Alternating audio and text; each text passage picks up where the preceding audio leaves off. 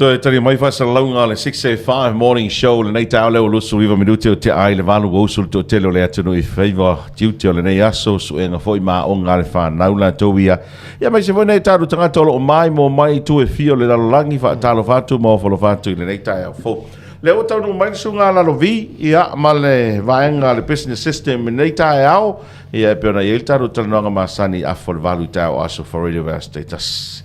Talofa, good morning na vi ma lo usu nei tai au. Ia, talofa lau to faso alo. Ia, whapeo le mamalu lo tato tunu o lo whapeo na mai mo mai le tato 685 radio. Ia, lungo le ala tele. Po o mauta fui malawa. Ia, mai se ana i paanga ia mai atunu ma. Yo. Ia, good morning from your 685 radio and business systems. We're back with our advertisement. Ia, o la fu se mea manai o le neva ya so mai lau company. Okay, lo ali I narobi. Uso le kesa vai lo por kala. Ale we sau. Mau ko mau ticket. Vai ngo fi ale wa. Ia ala nga ole va iPhone na le wo sa lungo le wala. Ia. Live fa solo a tol tatu 685 ia la le simea. Ia mua mai ia ole na. Ina le sa kala ko me ki voi ele no arku la kia. Le wa mau ticket da utali del ta. Sa ala lo va te foti fa. Se pia la lo vivo le pia sa ole sa ba. Ia. Ai fa malo tu fo ile manu sa mo. Ile pulenga ia mai se na tamata alu. O te tonu lai mai mo malta to tunu. So alo o lea fo I fa alu ina le tatou fa. Ia o le aunga ato le tatou TCL manu sa mo pogo tios. O le fa pa ua tili o tau o tatou TVs. Ia ma le ava noa te ono mata I le tatou talonga. Lima se fulu tala le free ticket. Kau ki aso. To e sea tau o tatou TVs mai e tatou latou tau masani. Ia ai aluatu ai fua I tua malau ticket mata fua. Le se faala le fatim. E fiangi TV ngarua ngafi ko fa pitole. So allo se fulu fale le TV. Wow! Ia au le vai aso te fa time fa maloto I le matou I neisi fa matou pa anga masani. Ia au le matou pa anga lea se fulu lua TV le vai aso tu na o le fale tali malo le Return to Paradise. Koi fanga tu le fanga. Tau wasa mamau mai lava ia awali tatou whapitoa ia ai le ngatana o life ia mata mai mo foi le au whainga luenga ma le pūlenga I le ta'alonga le tatou aloma whanau le tatou tunu vi ia le antua na whamanuia ina ta'alonga mua ia o le nala woto I whaawau I le tatou TCL manu sa mo special se ia pa ia tai au I le se fulu lua. Ora lai mau walau tiket kai au re kasu lua. Ka ka walau TV pule o pete te nga I lo mota mo la pete alu sa o lo malau TV malau tiket I si kai paka. Ora le fai ngone mea. Fa ka le TV so se size of TV TCL Ia TCL fa tau so se size. O le nawo matu avatua I le special price. Ia ai mau fua lau ticket. Lima se fulutala. O le lango lau company lau manu Samoa.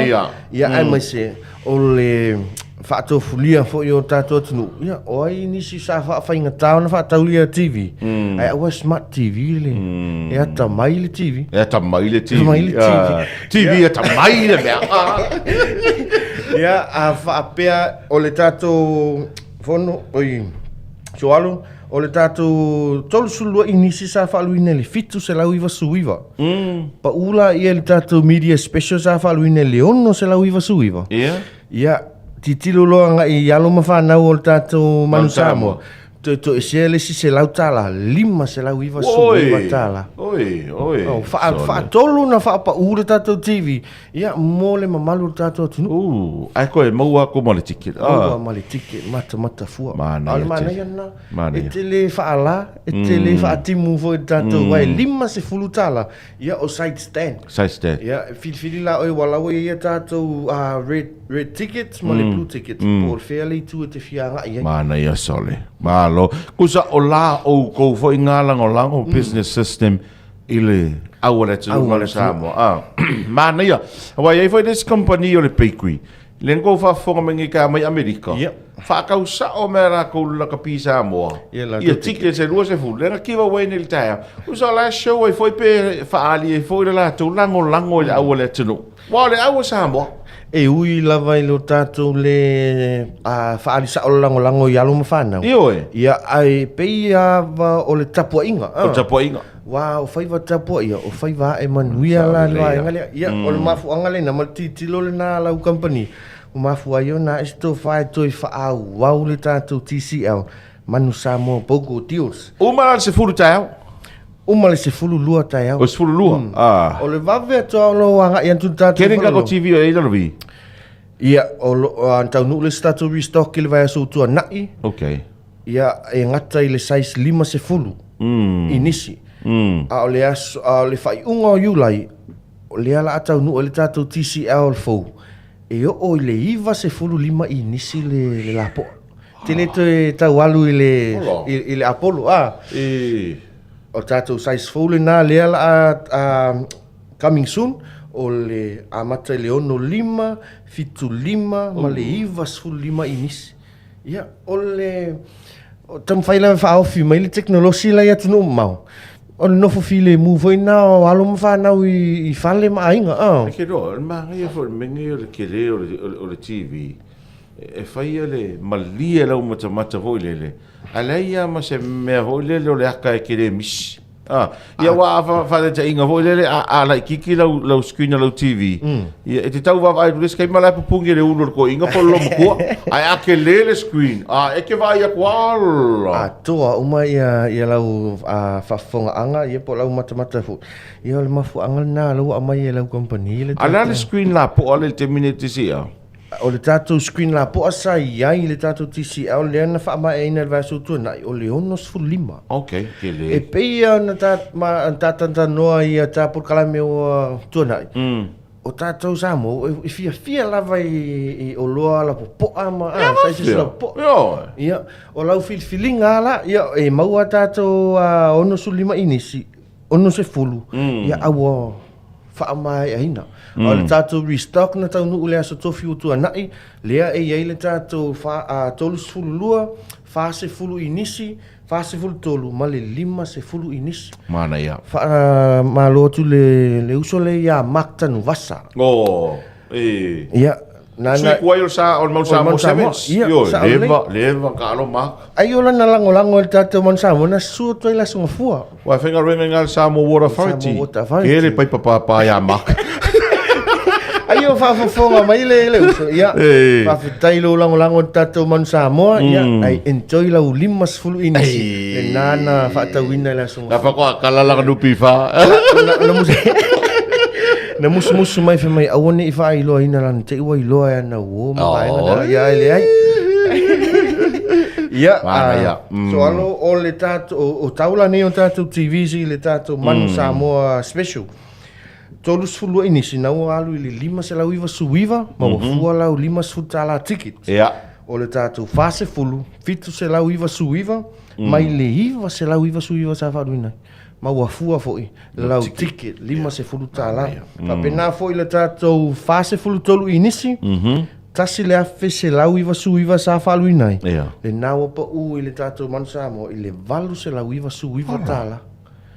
Ke le nga po. Uma tau le titilo foi ai se polo fiti. Ai se tu atu mo le malo tātou tunu. Lango ino tātou whana, alo mo tama whanau. Ia o tātou Manu Samoa, pauko tios la le na. A ole tāpena toi fo I whai ungo le nei māsina, ma le tau aso whapitoa. Ma tau ki topa. O tātou O mākou o ki topa whapon bole. O le ana jo hapi koha lea Ia, ole tātou ngai atua I le whai ungo le nei māsinga o Iulai. Ia ma le tāpena toi fo I mo le Father's Day. Ia. Lau whai e lau company le rap competition. Kau kia so. Se ia tātou wā aima mata I tā leni fo. Wai sea whai se tamisanga po se tau wanga whapene I Samoa. Iyo, salos kemi mua lea. Ai ole si tā leni nau te tonu leang ua tanu le nei vai taimi o le rap o ina I loa nei toi ina nei tina matua foi o lo ua faitau laulu nei vai taimi o tale ni na la no fu manai O le rap. o le rap Ke manku es ka mavoile sa malo mai sa ingi sila le si award nga le. O es ka mo kas fo ki alo. kasfutialo Ia ke mga kua wal ka mga ilang pese nga le. Ano ke ore ngor pese ka nga le alu sa mo sila la. Bi ko mapegale le or mal. o kai nga rap la nga le mana umia ia le nala wa fai lau business system le tatu competition le na mata ane silsila ne tatu Facebook page o le nawa lua tatu entries ia ma le tele malana no yo se tatu entries nai se tu fatasi vale ona avatula ia mo tatu fa ilonga I lima so Ana ia fai longa so le kio ele a ele ngata na tu fa pa uia tau tatu TVs mo le manusamo ia ai manu malo fo tatu tau vanga rap I se TV maua fua o le tuainga o le TCL ata mai o le mea na le fai tala Ata mai TV. o le TV ata mai Al kasi le popular brand o TV la langi le oine o TCL so. Ara matua mana nei o TV so. ia o le peu tatu pa ia la le tuna le popular ia yo foi la le matu air conditioner Ia wa pe e mal air condition. air conditioner la mo toia le iva afe piti ula toi Oh, sorry. alu umale tatu stock tai tolu se lau le stock na amai I sai se tai tas ia mo le ai se tatu se luas food fa afe PTU le se tatu se fulu valu afe PTU e tu ai tau nu fa tasi le fai unga le nei masina ia tu fo ila le tatu rap competition La fa sa mo ngi o le rap. La fa sa mo ngi o le pese rap. Rap songs. te lo e se fa sa mo le tau sanga e fa sa mo ma to vai temi Ia la to vai temi. La fa sa mo to vai temi. Oi, mal power ga tanga. Power ga fa sa mo ia mengi o pese rap. Ia foi. O papastui. Kai mi avem par mia. Ia Foi pese tau tala. ia tatu o I lo la ni la Ia o kama I pe ero wa kau kala marka ka o ia. oi lima le mana ia foi le na le fatinonga o le rap le ngata ina tau tala le rap le fai po ia ala fo I fa matala mai anga malima Manga ia vo ia le rap pare teine le politinale le entino na lua le no mai tau to na po no to Facebook page. o le ana fai le aunga tanto competition ia mo tama ia vai tu foi pe na vet o la ia le talini ia ai le isi awala fa la wilo ai fa sau le na la vo ia isi ma finele na ia fa wina ia fa fitai lo entry fa tali lo TV ia Ono ambir ke entries. le entries Ja, mana ia. se ta watu lai details how enter e o lunga le tātou Facebook page ma le tātou TikTok I le BSL Samoa Ja. o le nawa iai le original jingle Ja. ia o le original jingle o credit I le uso lea ia pen petana Ia. o pen petana na tu fatasia le jingle even I le instrumental o le tātou jingle o pen petana tu tasina whaia ia au le nā lau tu atu se iwa ai pen petana po o ani kopi e ma whai le tātou atu ona o lātou o maia Mana ia. ia e mwhai ona e downloadinga le tātou jingle video le nā pule oe pe whaonga le musika ai whai au tanga pule oe pe le whaonga ina le musika ia ai whai lawai oe lau oe beat ai au noa ma le musika ai whaatino tanga o le leo tanga o le creative o le nga le tato o lau video ia a o le whaamoemoenga ele o le manai o le tato competition so alo ele mātou te le judginga I lunga o le mātou titilu o na te iwa iei se bias po vai mo pena ele o iei fo se tato komiti mo mea tau rap mo mea whapena e whaamoe lo manu malo I le tele o au likes. O le wawelana e share ma whaasalau atu yo a inga ma wo o le vave foi na le alu low likes. Ia, e te alu i tonu le top 5. E mātou te piki na i lau ia le manu malo. Ia mō tātou TVs e 5. Maua fua. O tātou main prices na, a o le taimi o le tātou, o le aso o le tātou announcement. E iei le tātou most creative. E o le creativity le na, ia o le most shared. E o whailonga whapitole na, ia e iei man tātou cash prices. Mana ia. Tātou cash prices le na, e alu atu lalo tātou consolation, ia, mō le mamalu tātou tunu whapeo le tina mata ata vaenga whapena, ia, o loo iai tonu o tātou whailonga. E au lava ili se fulu ana, ili se fulu lua whailonga o tāpina ina. Mana ia. Au tātou major prices le na, o le tātou rap competition, o loo lango malosi, e le tātou brand o le TCL. TCL.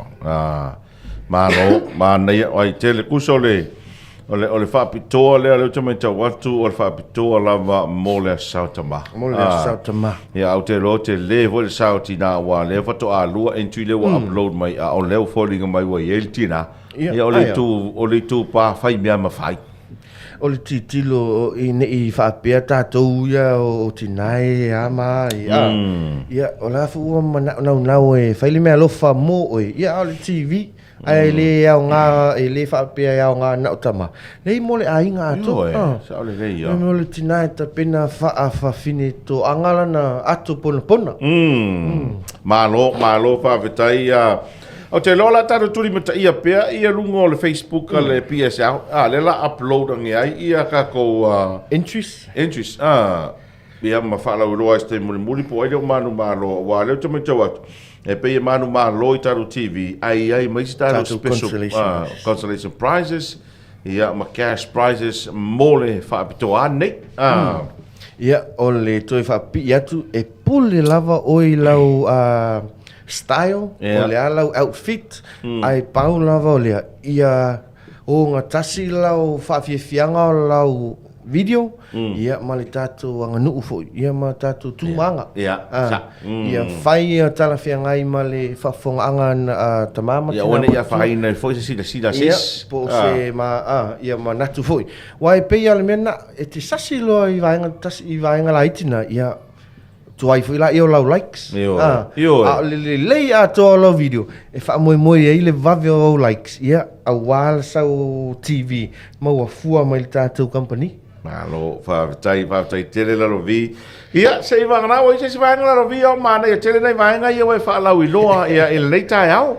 Ia, le ai, whawhetai so alo mo le ava, no, tai tonu nan toi fia pai whamanatu, toi lava o neo las whareile, sa tu e wha uma nei las o se fululua le tātou tisi au Mansamoa. Ia, au tai tonu, e ina isi o mawhine tu uso, fato a maulava no tai au mai ngaluenga. Ia ko a mo forko ko ngi ngi le na ni le fefule na lau tu atu ai fa umalia tai au le tale se fululua. Ia tato a fa pitole nei o le vave tu lava. Ia fa pia tu ai tu fa popo tu tato rap competition o ani facility fia mo o mia fia mamlama mala au atu pete Matu sau fe autus tu siei lungo le tātou BSL Samoa Facebook page, ia ono o tali mai lea wha mamalama atili mō le pueino lau video, ia a oni isi vaenga, tātou o nanga masani tātou company, ia tātou stationaries, o le tūle nai mafuli ai te le tātou o nanga, ia o wani o loa mpo ni stationaries mō le whanau mana o mia. Mana tua su atu talatu au maua o matano tātou whaloa. O le nā fōto e to ai tau nuu le tā restock o le tā poster lea, talking poster lea. Ngalu gama ngā. Halu tā o loa. Wai loa ma selfian ma le tātou tunu. Lea o ngā telefoni o le tātou o loa. Ia, ai sau whatasi le tātou o loa lea. Soal. Ma le globe. O le tātou globe lea, o tātou masani le kolope. A le kolope lea wa me lau company. Ele ngata e mawhai, e maua umai lunga ia tunuu kontinento vaenga umana. Ia atoi mōli. E mawhai on whai wha lantern light. Whana le whana ito tonu o lona potu. Ia e whaola le mōli. No moe ala e te imai titi loa tu lewa ai ato Samoa lai tu mai. Kokia. Moe a miti whamai lawa i New Zealand titi loa tua. New Zealand mikia. Titi loa tu leo se ka whakawili angi a New Zealand. Se whaisa o miki ngai a Australia koe moe. Ala mai lai ola mai le mori. Wala warga. Wala wala. Ia ole isia tatu o loa le nau ta oi tau nu tatu falo loa. Ia mali tele malana no yo tatu o loa. I vaenga tau office furnitures, home furniture. Ia kitchen wares, white wares, vaenga te tasina o maua o mai tono tatu falo loa. I tau fusi, sa le lolonga, whapelo topa. Ia o le tatu falo lole na so alo mo le neitai au, mo le toile ngang al whawhitai. Le malo tato tunu o lo whapeon whaapano ina lau tau taimi. Ia ai le ngata i lea. Le afo i se upupo se ngana lau au auna i le neitai au. Ia e matua tu lava ia i nai le naitu. Ia a wafo i lea. Ia tato whaasalonga te tasi i vai as te tasi. Ia a o lalo vile nei. Mo le toile ngang al whawhitai te lava manuia ia tuto le nei whai. O le nei aso. Wharaile. Alo, whawhetai lo vi, whawhetai fōi mo le langolangoina le BSL. Ia o le tau mawhainga le manu sa mo e ala le una i o tangata. Ia e langolango matamata le talonga tai. Au manuia o whaiwa le nei aso, tāro ve so tai pēa. Whai o whaafonga mai mo mai le turu au na ingalo awhi ane le BSL, Business System Limited. Ia e te tari tonu la vai whaamtalanga e pei o na whaalau ilo antu la rovi pia e awhen ia i te visidia ia me se foi o ana tauwanga po o le rap competition leo lo whaangasoro nei te manu malo e nisa tāru whaironga. Tāru se atu whaawewhianga nei te tari mai o taurunga le pokalame nei tai au whawte tele lava. Alu le manu samo, alu male ato iai.